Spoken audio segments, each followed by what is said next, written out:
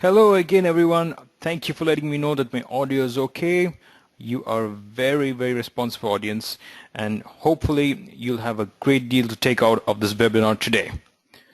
So the webinar we're doing today is about how you turn cold calls into gold calls. And this is a joint webinar by eGrabber and the dealbuilders.com. And the Deal Builders is run by Mr. Pete Ekstrom. And if you wait a second, you will see his photo coming on the next slide. There you go. So Mr. Pete Ekstrom is the president and CEO of Deal Builders, and Deal Builders is a global business consulting firm. Now, Peter is also the inventor of the Gold Call Script Builder Kit, and he has worked with companies like Oracle, Google, IBM, Salesforce.com, and many, many more. He has helped their sales organizations master their verbal communication skills with customers and sales prospects. Okay. Peter has been running his own business since 2002, and he's worked with hundreds of salespeople around the world. And Peter joins us today to help us understand the power of effective communication in today's attention economy. I personally like to call it the 140 character economy. So since the ability to communicate is everything, and this ability to communicate is going to give you the competitive edge you need to close and succeed in sales. Peter, thank you for joining us today. Pleasure to be here, and hello everyone. Good afternoon on the West Coast. Good morning on the good. There I go again. Good afternoon on those here on the East Coast, and good morning to you on the West Coast. All right. Well, now you know I'm not perfect, so at least we got that out of the way up front. Clinton, you might want to make me the presenter here so I can walk people through my brief but effective presentation today. Okay. Before that, Pete, what I'll do is I'll introduce myself, okay, because I'm the guy at the bottom, okay, and I'll also give people the Twitter handles that they can use in case they need to follow us on Twitter or tweet any questions right there. Okay, so those are your handles. And about me, I'm a product manager here at eGrabber. Been here for about 8+ years. Designed a lot of products, rolled them out. And eGrabber is a 16-year-old company. Okay, we've been into making contacts from the internet. We designed and built and shipped the first business card reader way back in 1992. Okay, then changed the name of our company, rebranded, and did a lot of other stuff since then. Anyway, that's what me. That's what us. Okay, that said, I'm going to hand over the floor to Peter. And Peter, here you go. You should be seeing controls on your side in a moment. Do you see them? Yes, I do. Take it away. Now all right. So let me, where's the presentation there, Clinton? Okay, I have the presentation on my side, so shall I run it over here? Oh, please do. Okay. Hang on a second, folks.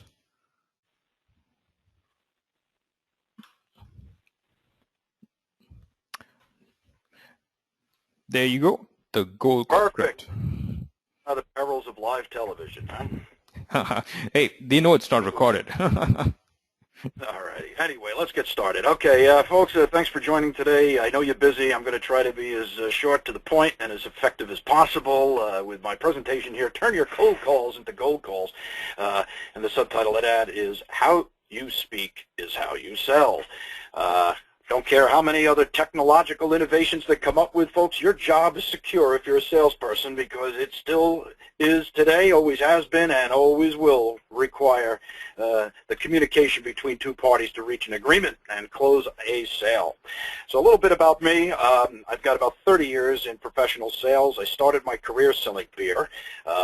Sometimes I joke that I think I drank more beer than I sold, but that's how I broke into the business. And I think you saw a slide up here before about selling 100 cases of mineral water to Oscar award-winning actor Christopher Walken. And it was from there, in my early days, that I started looking at prospecting as an adventure, not just the terrible task that we're assigned to take up every day. So every day I look at prospecting as an adventure, because you never know who you're going to meet behind a closed door or on the other end of the phone. And some of the encounters that I've had over the years with celebrities, as well as some of the most prestigious CEOs of America's largest companies, I've met some characters, and I've met some people that have been quite surprising in terms of their their esteem and their position in business. Most of the cold call conversations I've had with chairman of the board or CEOs of America's largest companies were the easiest calls I ever made. Obviously, these people didn't get a whole lot of calls from salespeople, so we got along quite well. But several years ago, I started my own business after deciding that it was better to own than rent. I decided to go out and hire myself as a prospector for hire, and since 2002, I have earned a living on the phone making calls of introduction to target prospects on behalf of probably around 143 clients from around the world, and just about every industry you can think of: healthcare, financial services, the legal industry, manufacturers, and so on and so forth. And what I noticed about 3 years into my own business was that there was a paradigm shift in terms of the receptiveness of prospects. Now, if you've been in sales, longer than 10 or 20 years, you probably can relate to the changes that have taken place with people's demeanors, right? About how much time and attention they're going to give a complete stranger on the phone, which brings up a lot of the resistance and the objections that we get from prospects on the phone. And I was running into the same problems.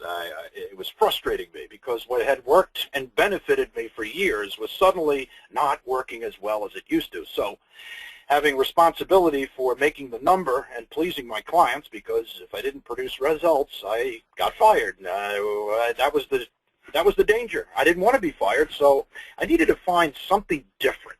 Okay, in the introduction, in the opening 10 seconds of a conversation on the phone with a prospect, to dispel a lot of the resistance that I was running into from prospects who were interrupted by my cold calls previously. So I came up with a segmented, or what I call compartmentalized dialogue, that emulates a Twitter or a tweet. Okay, and the reason why Twitter is so, and texting has become so popular, is that it's quick, it's easy, keeps things in a box, right? So with verbal communications today, you need to be thinking and be mindful of that, all right? Your prospect, even though you love your product, love your business, your prospect is not going to fall all over themselves trying to buy your product just because you think it has value. So I recognized that I needed to stop talking like a salesperson and be more conversational. And what I realized in conversation is that every conversation has a genesis. It has a beginning. It's called the icebreaker. How do you break the ice and start a conversation with another person, especially a prospect? And that's what I'm going to talk to you about today, to help you understand some of the changes and some of the things that you can do in order to make your calls to prospects more effective. All right. Give me the next slide, sir.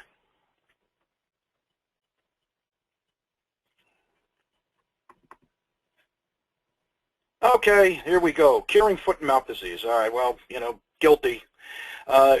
What I used to do was explain to prospects on the phone about my company, how long we've been in business, how many customers we have, how much of our profits we reinvest in R&D to make our product better, some of the cost comparisons, and a comparison of features and benefits and all that other stuff. And boy, I tell you, I liked it, but my prospect grew tired and bored of it, and that's probably why I was running into so much resistance and so much in the way of objections on the phone. That's not getting a sales call off on the right foot and heading in the right direction, when right away the first impression conclusion that you give to a prospect of yourself is that of a telemarketing salesperson.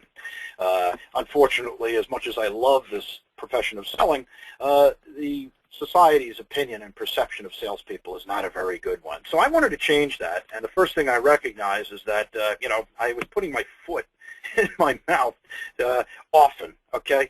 And it was uncomfortable. I felt embarrassed. It felt a bit awkward.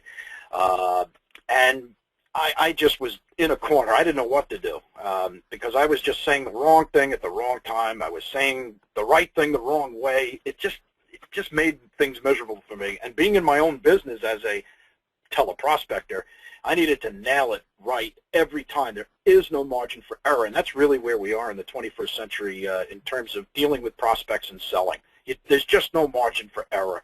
The human mind is making a quick split-second decision whether to pay attention or not pay attention, and I think I was helping my prospects draw the wrong first impression conclusion of me by talking too much, and, well, an open mouth gathers more foot.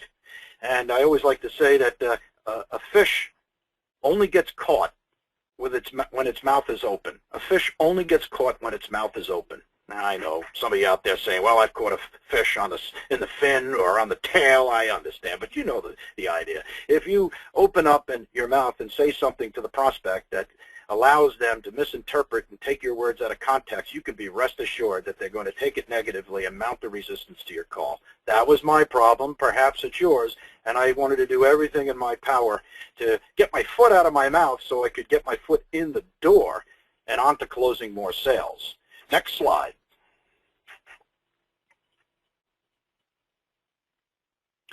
So, when you look at speech, and that's really what it's all about, right? Every word you communicate to your coworkers, to your boss, to your significant other, but in our world in business, it's the prospects, okay?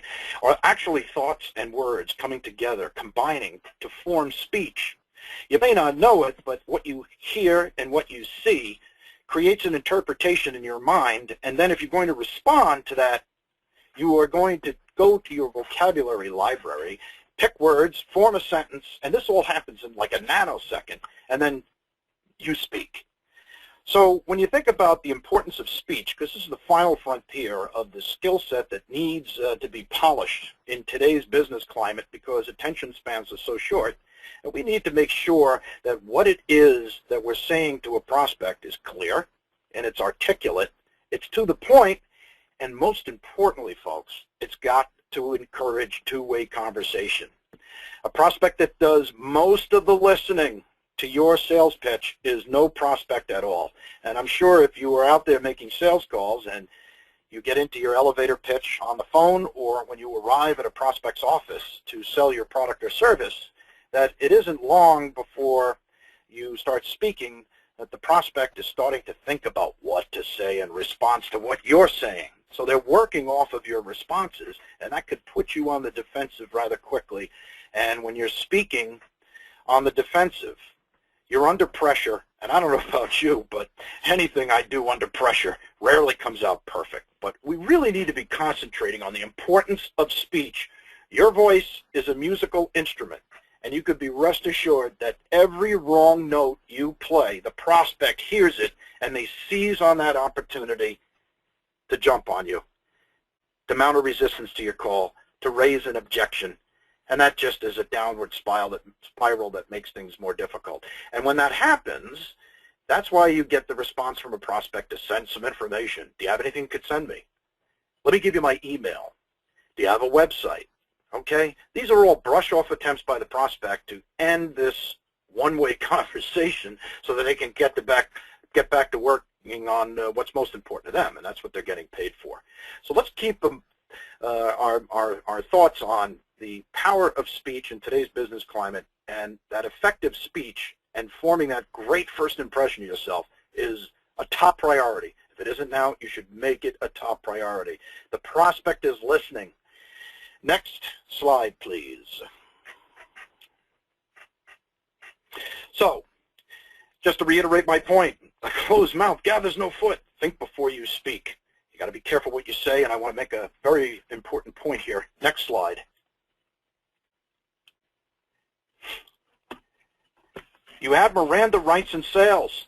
Now, I hope you haven't been read Miranda rights by law enforcement. You know, you've seen the cop shows. You have the right to remain silent. Anything you say can and will be used against you in a court of law if you don't have an attorney, so on and so forth, right? Miranda rights in sales. You have the right to remain silent on sales calls. Anything you say can and will be used against you by prospects. Now, what do I mean by this, right? Now, of course, nobody sells anything remaining silent and keeping the value of your product a secret. What I'm saying is you have to be selective about when it's time to speak and when it's time to be quiet. And the best course of action is to remain silent or be quiet when it's called for, okay? Again, a prospect that's doing all the listening to you is no prospect at all. They're just going to wait for you to say something, and then they are going to, well, find you in contempt. When you say something that the prospect misconstrues, you are incriminating yourself. You are giving the prospect the ammunition that they need in order to turn the tide of the call against you. And that's what objections and a mounted resistance to the call. Now, a mounted resistance to a call can come in the form of, we already have a vendor. We already have a supplier. I think we're good in that area. Have you heard these responses from prospects? Well, if you have, it's a great likelihood that you had said something that confirmed value, that promoted or shouted the benefit of your product in the direction of the prospect over the phone or in person. And the natural inclination of a prospect is whenever they hear something that might be good for them, they become skeptical, and it increases their doubt. So you've got to be careful what you say, and you also have to exercise your right to remain silent, because remember, a fish only gets caught when its mouth is open. If you say something that the prospect has heard from another salesperson, it's going to trigger an automatic response like, do you have anything you can send me? Do you have any brochures? And it's frustrating when you get these questions, because if you try to reinsert yourself back into control of the call, then you start asking questions about, well, what I'd really like to do is, would it be all right if I come back Tuesday? And then you're trying to wear down the prospect's resistance after they've already taken control of the call away from you because of something that you said. So your Miranda rights in sales are designed to protect you from incriminating yourself in the eyes of a prospect, so that you are not found guilty of being a telemarketing salesperson with a elevator pitch and a silver tongue. That is not the first impression conclusion that we want to draw of ourselves in the minds of prospects at all. We want to come across as a non-threatening interruption to the regular course of their business day, and the best way to do that is to be careful what you say, and if you are going to say it succinctly and articulately so you're clearly understood and you don't confuse your prospect into trying to figure out, what do you do, or why are you calling them? A confused prospect will collapse under the weight of trying to figure what you're calling about. They have very little patience, and there's a reason for that, and that's because we are definitely in the attention economy right now. Several years ago, I found this book because I was struggling to get people's attention. They can't see me on the phone. They can only hear my voice. But nevertheless, as much as I knew about my product and had my script down pat, I still was struggling to get people to pay attention to me beyond the 10-second introduction. What the heck is going on, I said to myself. So I went to the internet and did a Google search on just the word attention, or getting attention. That was the phrase I used. And I found this book written by a couple of Accenture consultants about 12 years ago. And in the book, and I'll paraphrase here because it's very analytical, it's probably not the best reading after the third chapter, but you get the gist from the authors of what they're doing. Today, in our information age, there's so much information, and the weight of understanding that information is so heavy on the average person that they can't pay attention to it all, so they have to shorten the amount of time that they take to form a conclusion, to make a decision, to pay attention or not pay attention. The authors go on further to explain that companies in the internet economy, or the attention economy that we're in, the companies that focus their message and their packaging, their illustrations, and all of their go-to-market media is basically designed to capture the instant attention of the other person. All right? We have spontaneous consumers abroad here around the world. They see something they like, they jump all over it. So the authors call attention the new currency of business, and anything that's currency has value. So attention, because it's in short supply, there's not enough of it to pay attention to all the information, so now it is considered to be money or currency, and prospects will protect their attention like they would their money, almost with their life. They do not want to be interrupted with something that doesn't mean anything to them, that doesn't offer up to do anything or solve a problem for them. So when you call and sound like a salesperson, chances are it's almost like the prospect's perception of that is that you're putting your hand on their wallet or their pocketbook and trying to take their money. That's why they're very protective of it. And the easy way out is to ask for sales literature or ask if you have a website. So the first impression of you by a prospect happens on site in 2 seconds. 2 seconds. It's a scientifically proven fact, and if we communicate later on, I have an interesting study from a psychologist at Tufts University that measured the average amount of time it takes on a visual for a human being to draw a first impression conclusion of another, and they prove beyond any shadow of a doubt that it's only 2 seconds. On the phone, where you only have the benefit of a voice, you get maybe 3 seconds more. So within that 5 to 10 second span, your prospect is going to draw a first impression conclusion of you. And what they're applying to the process is something called attention filtering, right? With not enough time in the day to pay attention to everything, and calls from salespeople are usually interrupting and attempting to steal attention, they've gone through an attention filtering process. And it works pretty much the same way at any trip-type filter, emergency, like a circuit breaker in your electric box at home, right? If you have an electrical overload, it shuts down so that your house doesn't catch on fire. And so prospects have the same type of switch. It's an attention switch that filters out any unwelcome advances from people who are attempting to steal their time and attention away from them. So they're very, very quick, which means you really got to be on your game. Take nothing for granted and be very careful as to how you're structuring your speech and how you're communicating your message to prospects, and most importantly, to understand what is it that you're actually asking the prospect for. And my friends, that is attention. You are negotiating for the attention of your prospect. And in order to do that, you've got to thread the needle in conversation with prospects. You have got to get your words and your statements through the eye of a needle. You've got to make it easy for people to understand that. So with 21st century prospecting, I want you to take a look at that script that the company gave you, or the one you wrote up, okay? And I want you to look at how many words are in that script. I mean, I've seen some of them that run pages long. If the prospect says this, then you say that. If the prospect answers this way, then you ask that. And it's like this grid map that somehow or other you wind up at a closed appointment at the end of the call. I don't know how anybody can do that. Reading off hard copy script, trying to maintain and control the prospect's attention and speak like a normal person, that it makes sense about what you're in a position to do for that prospect. You just can't do that anymore. Your elevator script of old is just too fat to fit through the eye of a needle, and that's where you're getting in trouble. So if we are to take our words, our phrases, and understand that prospects have very little patience for the long story, we need to box our dialogue. We need to chop this thing up into bite-sized pieces so that the prospects can digest what it is that you're saying. And you literally today, with how impatient people are, you've got to spoon-feed them dialogue, one bite at a time, to make sure that there's clarity, that there's no confusion about the purpose of your call and your intentions when you make the call. Now that may be, sound complicated, but it really isn't.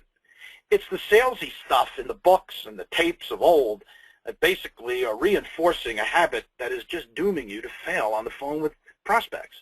The prospect isn't interested in how long your company has been in business, but they are interested about what you might do to solve a problem for them. So when we compartmentalize or box our dialogue, we are taking the opening and putting that in a compartment. We're taking the purpose of our call and putting that in another compartment. We're making sure that we're talking to the right person, and we're putting that in another compartment.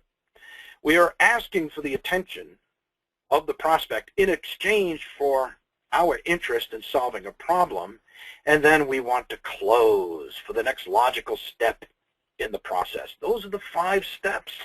It shouldn't take you more than 4 minutes from hello to goodbye to make your point and close for the attention of the prospect. So when we look at conversation today, and the introduction is what I'm talking about, mastering the introduction of yourself and creating the best possible first impression, we have got to box our dialogue and come up with a syntax of statements and questions that lead us to a closed sales appointment on the calendar. Now, the gold call script that I came up that helped me, and folks, thank God it worked the first time I tried it. I don't know where I'd be today if it didn't. But I had to roll the dice, and I took a chance. There's a little risk involved whenever you change something that you're comfortable with to moving to something different. But I assure you, and you can certainly listen to my recorded phone calls with real sales prospects up on my website, listen to how positive their responses are, because no other salesperson has called them quite the way of the cold call. It's refreshing, it's different, and it's easy to converse with other people when you have an icebreaker that requests the amount of time it takes to explain your call. How many people start a call with that, right? I'm not talking about do you have a minute, do you have a sec, right? Prospects have heard about that. There is no such thing as a 30-second elevator pitch. You know, you got to get this thing done quick. So the first thing you need to do is reach an agreement with the prospect that it's okay to speak, and that's what the icebreaker and the cold call script does. It gets you the permission you need to explain the purpose of your call, and that's what the lemonade statement is, and I'll explain. All products, I don't care if it's insurance, I don't care if it's real estate, computer software, or an architectural engineered design schematic, okay, or a jet engine turbine. It is all lemonade. Lemonade is a product, in the vernacular, is a cold drink sold to thirsty people, okay? That's what it is. And the question to the buying market, who are thirsty people, are you thirsty? Or you're in the business of quenching the thirst of thirsty people, right? I'm in the lemonade business. And explain in short order, threading the needle, as to the specific purpose that you serve to a buying market. That must be in the conversation to start things off. When you push a lot of information about the product or the company you work for, the prospect isn't interested. I mean, just like they wouldn't be interested in watching your vacation pictures. I mean, you like the trip, but getting the prospect on board to share in that enthusiasm is a stretch. So what we do is we make it real easy in 10 to 15 words. We describe the purpose our business or our product serves to a buying market, and we phrase it in the form of a solution. We solve problems for people. Okay? We help people who have concerns about, and we get into the specifics of the problem we solve without value or without features and benefits. There's no sale that's going to happen here. We're trying to get a conversation started. So if we just describe ourselves in simple terms like lemonade, a cold drink sold to thirsty people, you will find that at least twice as many, if not more, of your prospects, it will disarm their resistance, because now they understand. The reason why they're objecting and resisting your calls now is because they don't understand. And that probably goes for you too. If you don't understand something and it's a stranger calling you, you're going to spend 20 minutes on the phone trying to figure it out? No. So we make it easy for the prospect in the lemonade statement by describing our purpose in simple terms as if we were describing a glass of lemonade. Now, the best prospects for you and I are those that are focused and committed to a problem and are on the same page as we are in terms of discussing the problem. I've never sold anything to anybody that didn't need it or want it, right? Need and want are the two driving factors behind buying anything. But the person that is most likely to have an interest in the product or service that I'm selling is going to have a personal focus, okay? Personal focus on solving problems in accounts payable. Personal focus on trying to find new office space. Personal focus on trying to mitigate exposure to risk and labor law compliance. Think of the problem you solve, and that's the question you want to ask. How much personal focus do you have? Now, once you have ascertained and confirmed that the prospect is indeed personally involved to one extent or another with a problem or challenge, then we get off of that quickly and we get right into the attention questioning, because that's what this conversation is all about. That's what the gold call leads for. It helps you negotiate for the attention of your prospect. You're closing for attention. You're not closing for the appointment. That comes later. But wouldn't it be nicer if the prospect were to make the decision on their own and feel like they made the decision to give you an appointment? Of course. So we would rather have things that way and have the prospect receptive to scheduling a time on the calendar when there'll be less interruptions, and you will have an unobstructed path to their undivided attention, which is what you want. You can't build rapport and establish a bond with a prospect that isn't paying attention to you. So first things first. Attention comes before buying. So what's up for grabs here on every sales call you make is a negotiation, a successful one, where you ask a question about whether or not you will get attention, or can we have a conversation, can we talk, etc. So now that we've worked our way past from, may I have 10 seconds to explain my call, the lemonade statement, do you have a problem that you're committed to solving, and if I am in a position to solve that problem, would I get any of your attention? We've moved through that quickly. Now the scheduling question is asking the prospect to take a look at their calendar, right? Now a lot of salespeople, they come, in baseball, they go first base, second base, they're going around the horn, they're circling third base, they're heading for home, and then suddenly they lack the courage it takes to close. Uh-oh. So you can do all of that work beforehand and get 2 feet from home plate and be tagged out by the prospect, even though you had a good slide. They tagged you out because you were chicken. You were afraid to ask for the next step. So the easiest thing to do after you have asked this loaded question that requests attention from a prospect, to jump right into, are you looking at your calendar? Could you please tell me when we might have 15 minutes to talk about what it is that I may be in a position to do for you, so that you can decide whether or not we have anything further to talk about. I want you to make this call, this gold call, and make it sound like a reasonable request for more of the prospect's attention at a more convenient time. Think about that, right? Remember we went back to how speech is formed, right? You got thoughts and words coming together. All right, so the thought is that I want to be reasonable about asking. I want to ask the question and use the words that are required to ask for and confirm a scheduled appointment to the calendar, and then I want to ask it. That's the speech. So if you do it in the right way, you will find that the prospect will take the ball and they will handle things from there. I have call recordings where I've got prospects thumbing through a paper calendar, clicking away on their mouse as they open up their calendar. And the person that asks, and I want to make this note, all right, the power of any conversation that you have with a prospect is in your ability to ask the first question. The first person to ask a question in any conversation controls at least 51% of the course and direction of that conversation, okay? So you want to be the person that asks the questions, not allowing the prospect to have the opportunity to hit you with a question like, what can I do for you? What do you got for me? What can you do for me?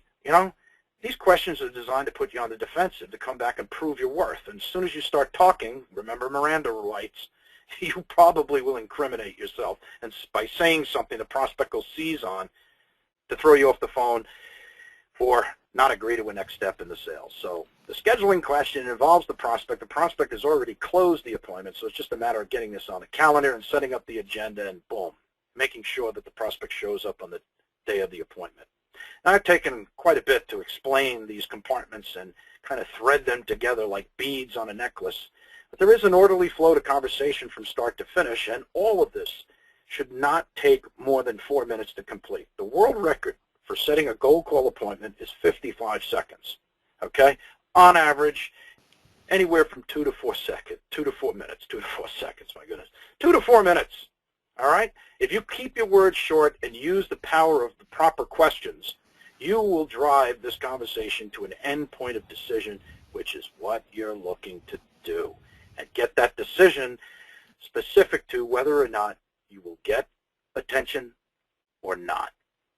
And I also have some call recordings about getting no for the right reason. All right, not all prospects are going to come out smelling clean and agreeing with you. All right, I mean, you're going to double the amount of prospects that you see every week with a gold call versus an elevator pitch. But the thing is, some prospects have a valid reason for saying no. So if you're interested, at the close of today's presentation, we're going to see if we can get some of these calls to you where executing the gold call script, the prospect was not qualified for the right reason, and we parted company friends. And so that's an important thing to manage and keep in mind as well.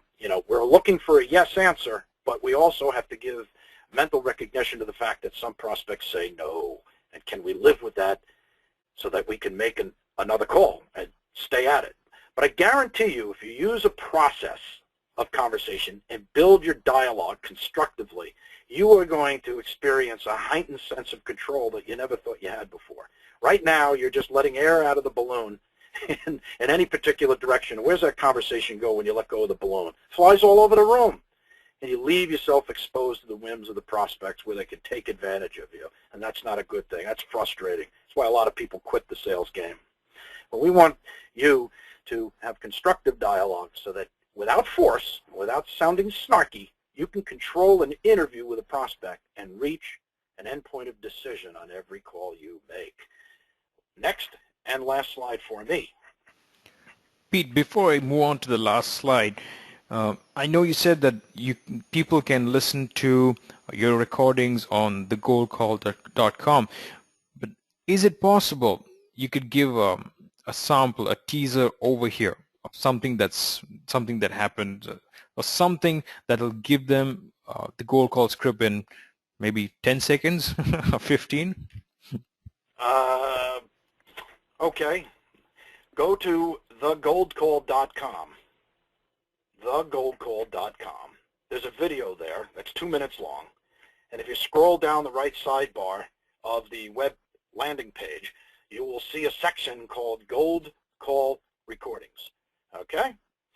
And it's best, if you're looking for examples, to click and play back right from the website the unrehearsed unrehearsed adventures of my conversational dialogue with prospects on the phone that resulted in a decision.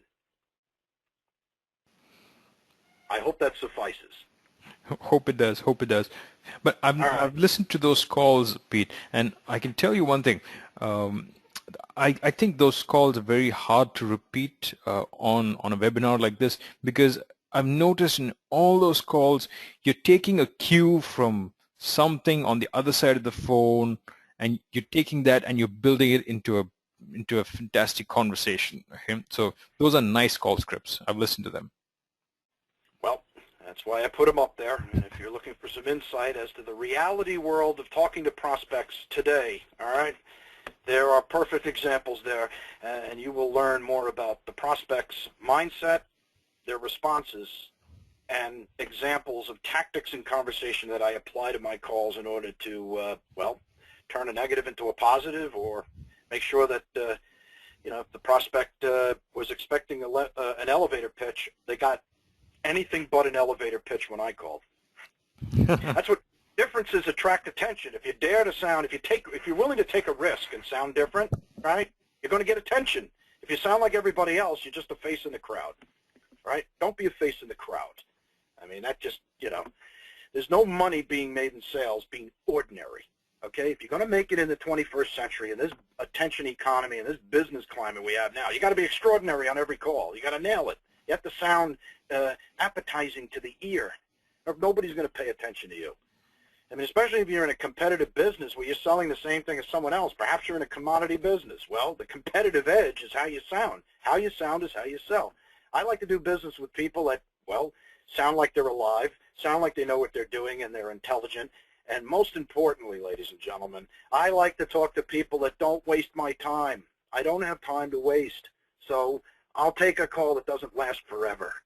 Now, in order to become a good speaker, let's talk about, next slide, please, as I summarize things. All right, here we go. I'm already on top of it. No money in being ordinary. 75% of what it takes to close a new appointment to your calendar comes through in the sound of your voice and your choice of words. My best recommendation, if you're speaking to any prospect, is to slow down, will you? Stop trying to beat the clock. I know how most of us are anxious to get all of those values and features out over the phone or in person so that the prospect doesn't have a chance to say no. They don't know what hit them. So they're so overwhelmed that the only default they have is to say yes. So slow down, will you? Understand that we're in the attention economy and that it only takes 5 to 10 seconds for someone to draw a first impression of you over the phone, and that they're using attention filtering to get rid of you if you sound anything like they've heard in the past that wasted their time. All right? So you're in the attention economy, and be careful what you say. You have the right to remain selectively silent. The prospect that does most of the talking is no real prospect at all.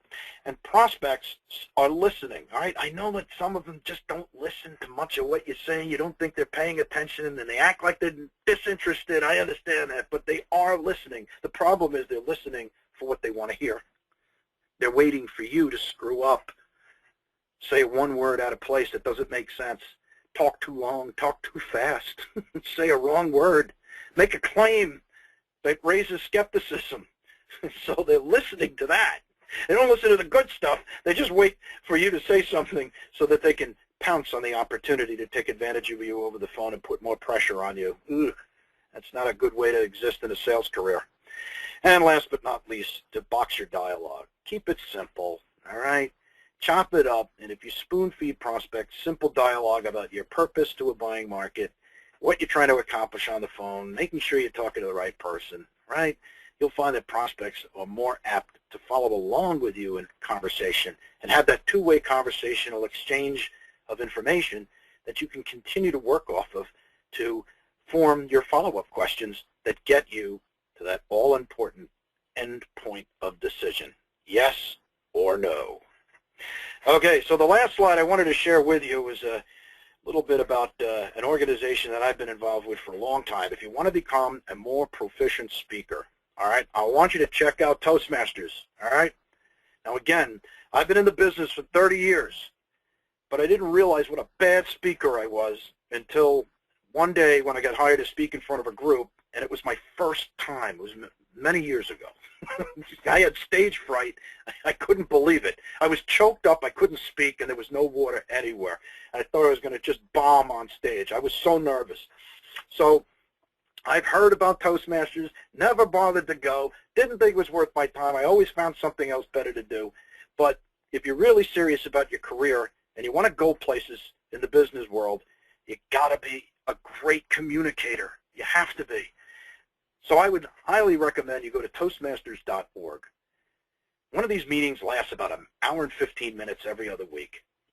You don't have to go every time. You don't have to speak to go. But I have to tell you, the fundamental principles of effective public speaking and how to communicate ideas to others, I learned a lot of what goes into making sense quickly from my involvement with Toastmasters, and I can't recommend it enough. Do yourself a favor. If you feel pressure on a call, understand you're doing something wrong. That needs to be fixed without delay. You can't keep going out there and doing the same thing over and over again, expecting things to get better. It's not going to happen. But look, invest the hour or so. Search by zip code. It is a very good likelihood that there is a Toastmasters club in a public library or at a company's conference room somewhere near you. And just tell them I sent you. And last but not least, the Gold Call Script Builder Kit, which I'm going to talk to you a little bit about. I built a tool that composes dialogue that helps you put together the Gold Call script that I was talking about before for your specific business, to change the presentation selling elevator pitch into something that's more conducive to prospects paying attention and joining you in two-way conversations that guarantees to double the number of new sales appointments that you're able to close on a weekly basis. Wouldn't you like to see twice as many people? Well, if you talk like a normal person and construct your dialogue, you can do it. And I've got Gold Call Script Builder kits that are tailored specifically to just about every sales profession you can think of out there. Insurance sales, real estate, financial planners, software technology, telecom, you name it. I have the call recordings and all of the support collateral that you need to effectively turn your cold call into a gold call. Okay. Let's move on here. Okay, Pete, I'll take it from here. And folks, in a short while, we'll be handing out a few offers from the webinar. Those offers will also cover the Gold Call script. But in another 5 minutes, I want to show you a way of finding thirsty prospects on LinkedIn. And, well, if you need to call them for the Gold Call, if you need to sell them lemonade or whatever it is you sell, what do you do from there? Well, if you aren't prospecting on LinkedIn right now, LinkedIn is about 300 million people out there. 300 million people have joined it, and they've put up their profiles and their titles and what they do. So if you're not prospecting on LinkedIn already, you're missing something. Do take a look, because there are a lot of people you can find out there. But as soon as you start using LinkedIn, you'll find that prospect finding is not so hard, because they have a fantastic searching feature. But once you find your prospect, you need to connect to them, you need to click a little blue button over there and say connect, or you have to click another button called send email, right? Now, what it is LinkedIn, although it's free to join and free to search, what they do is they charge you about $10 if you want to email this person. Okay, so you don't have email on your prospect's profile, you don't have a phone number, and if you send an email that is LinkedIn's version of email, it costs you about $10 a piece. You have to wait for your prospect to answer back, and if they don't, well, you just have to wait in line and you can't send another one. Okay, and worst of all, if you send an email and they have a button on the other side which says, I don't know this person. If they click that button, and if 3 or 4 people click that button, I don't know this person, like if I don't know you who are sending the email, the problem is your free account will be locked out, and then you got to talk to LinkedIn support and try to get it back and stuff like that. But anyway, LinkedIn is a great free resource for prospecting, but you don't get email address and phone number. So, well, what can you do about it? At eGrabber, we've been in the contact business for such a long time. We saw this, and we saw a lot of people asking us, a lot of salespeople asking us, what can you do about it? So, well, we're super at building software, so we just built a little software button. We call that button the account researcher. So what does this button do? And when you press it, what software does is it finds the email address and the phone number for your prospect, for whoever it is on LinkedIn. And that's the actual screenshot of the software. It's a little desktop-based tool which sits on your system. You click a button and you get that. And that's a business card which you can actually use, which you can send an email to Chris and call him on the direct line, start a lemonade conversation with him, start a gold call conversation with him. And here's another example. And by the way, all these are taken a short while before the webinar. And all these are my second degree connections. I don't have their contact information even otherwise. And here's another one. And by the way, the software, it's good. What it also does is it's capable of finding some colleagues. Okay, like on this slide at the bottom, you see the red arrow. It's pointing to a bunch of colleagues of Kevin. So if you can't get Kevin on the line, well, maybe you can try calling Christina or Denise or George. Get to them and then get a referral to Kevin. So a lot of ways you can use the tool. I get asked, where do we get all this contact information from? So here's a short note about that. Well, all this contact information, all the email addresses and phone numbers, we pick them from the internet. If you're asking how can you find something on the internet, well, you'll be surprised how many people leave their email address and the phone number on the internet. And it's trillions of documents. I mean, you can do a lot with the Google and just a browser. So since we've been in the business, we know the places where people leave their stuff. And look, you can find it if you knew it. Experts know how to find it. Expert internet researchers know how to find it. So what they do, we put that all in the software in a little button click. And how good is it? Well, it's 95% plus accurate. Okay. And we also got a patent on it, so it's real. By the way, in case you use Salesforce or any other contact manager, you can take that contact information and pop it in there by clicking another button. Anyway, how valuable is this thing? Well, if you're sending if you're using LinkedIn and sending LinkedIn emails, that's how much it's going to cost you from LinkedIn. Okay, and from from your LinkedIn emails, you can only send about 300 emails a year. Okay, if you need more, you got to pay $10 more a piece. The nice thing about the account researcher software, okay, is you can send actually unlimited. Right, I have on the slide it says 3,500, but you can send many more. Okay, and that costs about $8.95. Right, but that said, okay. And Pete, do you have anything to add over here? Okay, all right, folks.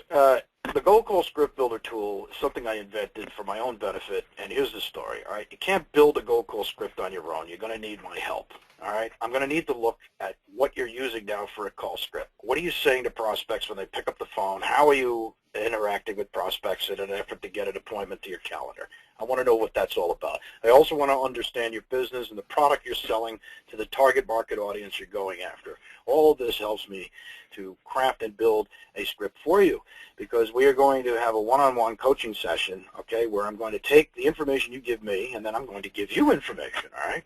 And we're going to share in that, and we are going to use the script builder tool through a web meeting, so you'll be able to see my screen, etc., and I'm going to build the script for you. I'm also going to pronunciate it and articulate it in the way that it should sound to your prospects, okay? So the script builder kit is full of content, call recordings that I've had with prospects over the years that I've categorized into sales scenarios that you are most familiar with. Talking about money, getting a yes or no decision, treating yes and no as equals, how to overcome resistance, how to deal with an angry prospect. All right, yeah, those that are, you know, the worst thing you did that day was call them. You ever have those prospects? Okay, so there's a complete library of call recordings and coaching sessions that I've had with other students of mine that will give you insight as to how to phrase your conversations appropriately within the rules of the cold call script. There's also a video, there's instructions manual, and all kinds of content.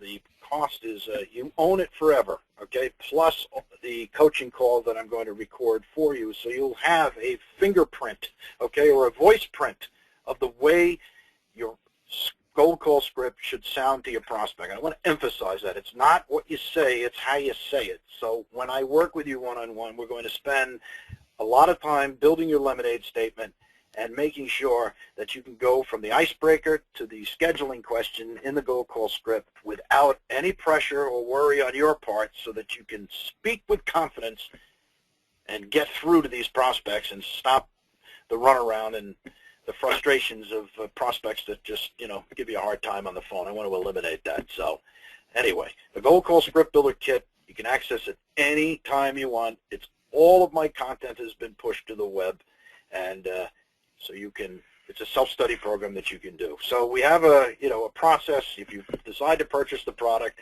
I'm going to send you a couple of emails that'll get you started. You in turn are going to send me what you have, and then we are going to schedule time to the calendar to build a call once and for all and get you to where you need to be in terms of your sales calls, hopefully forever.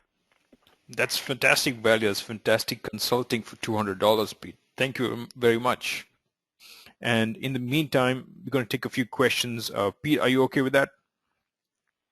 As long as people have some questions and they have the time, sure, why not? Okay. Happy to help. There's a question on your voice. Tom says that your voice is fantastic. Is there any voice practice that you normally do? Flattery will get you everywhere, Tom. Thanks. Your natural speaking voice is your best voice. Okay, you don't have to be a broadcaster, all right, to be an effective speaker. So I would say that the Toastmasters experience allowed me to polish my voice, my speech delivery, okay, to insert those pregnant pauses. You know what they are? Pregnant pauses when appropriate, okay, and pattern of speech and all of that, and how to give a 5-minute presentation to a group of 15 people. That's what Toastmasters is all about. The other thing that helps me is recording my calls. Now, I didn't record my calls early on to basically form a product to sell.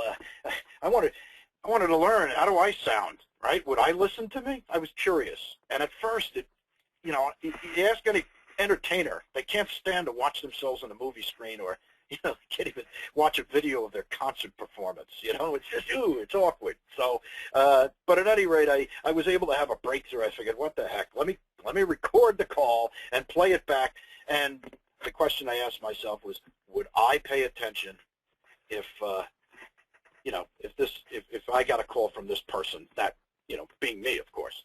So Toastmasters, making a lot of calls and practicing and recording those calls and playing them back will give you a sense of what's right, what's wrong, and, with anything, practice makes perfect. In order to be a good speaker, you got to practice. The same thing with a musical instrument. The problem is that people lack the discipline. So I'm calling attention today to the need for discipline to practice your speech. And if you're recording your calls, I think that's a good idea. And if you're not recording your calls, certainly drop me an email, and I'll tell you how I record my calls, and then maybe you can record your calls and maybe send them to me for an analysis. How's that? The doctor is always in. And if you need to contact the doctor, that's the phone number and the email address you can use. Okay. Pete, here's another question for you. It reads, it's from Julianne. Okay. It says, I am hitting 80% voicemail. I think what she means to say is 80% of her calls are reaching voicemail. So do you have any fix for voicemail scripts? Fix for voicemail script. Well, you got to leave a gold call voicemail message if you want to get a call returned. But the percentages of time that you leave a message and get a return call are not going to be all that great. But certainly if you use a lemonade statement in your voicemail message, you're much better off than an elevator sales sounding pitch on the phone. Okay. Secondly, there are products out there. Again, if you correspond with me, I can give you some insight as to technology that helps dial the numbers. There's a lot of choices out there. They all do different things, and they cost different amounts. I've used them, just about all of them, so I'm pretty much, in my business, naturally, as an appointment setter, I'm familiar with, so if you want to let me know what, it's the only real way to get out of voicemail. Unless you call early and try to get the prospect in the office before the gatekeeper shows up. That's sales 101. You've heard that before. So, I mean, if you're getting in the office at 9 o'clock and picking up the phone to make a cold call, that's probably why you're getting most of the voicemails. So you got to be willing to come early and stay late if you're going to be an effective prospector. So that would be my other suggestion to get around that. But there's no magic wand. I know I get this question a lot in my talks. But there really isn't a magic wand to make voicemail go away. It is a crutch that prospects use to avoid, again, having their attention being stolen by people that interrupt, right? Right, Pete. Thank you. A couple of other people have asked a similar type of question, so I'm going to paraphrase it for that. They're asking, do you have a touch point plan, so to speak? I think what that means is you call them once, then if they don't answer, call them a second time, leave a voicemail, send them an email. Is there some kind of a touch point plan that you recommend? Well, if I try to call and not leave a message, okay? No sense in, it gives me more opportunity to make contact with the prospect. Obviously, if I call today, I get a message and leave a message. I call tomorrow and I leave another message, and then, I call Friday and leave another message. I become a stalker. I might have to call law enforcement on me. So if I call and I don't get it, I typically don't leave a message. But, if I have a pattern of 3 or 4 times where I've called and I haven't gotten a voice. Now, 3 or 4 times means I've tried 8 o'clock in the morning, I've tried at 5:30 in the afternoon, and I still get voicemail no matter what time I call. Then I leave a message. Then I'll call back and chat. Whenever you leave a message, you're going to have there's a longer incubation time before you refresh to the point where you can call back. All right, you don't want to make a pest of yourself or seem desperate. Anybody that's, that's just too eager. I have somebody, that calls me every other day. I mean, I'm not interested, and I told them that, and I did so professionally. But yet, I admire their persistence, but they keep leaving a message for me, and that makes me think, boy, I'm sure glad I didn't do any business with that company. They seem desperate, and they have nothing else to do. So, at any rate, that's about all I can say for, voicemail and what to deal with it. Part of the job. Thank you very much, Pete. Folks, we're out of time today, and so thank you for being on the call today. Thank you very much, Pete. Hope you all had a nice webinar. Hope you all had something to take away and try today. I suggest you try something today, maybe even if it's just visiting the Goal Call website and listening to a few of those fantastic voicemail scripts and Goal Call scripts. Have a nice day, everyone. Thank you very much, Pete, again. Pleasure. Cheers.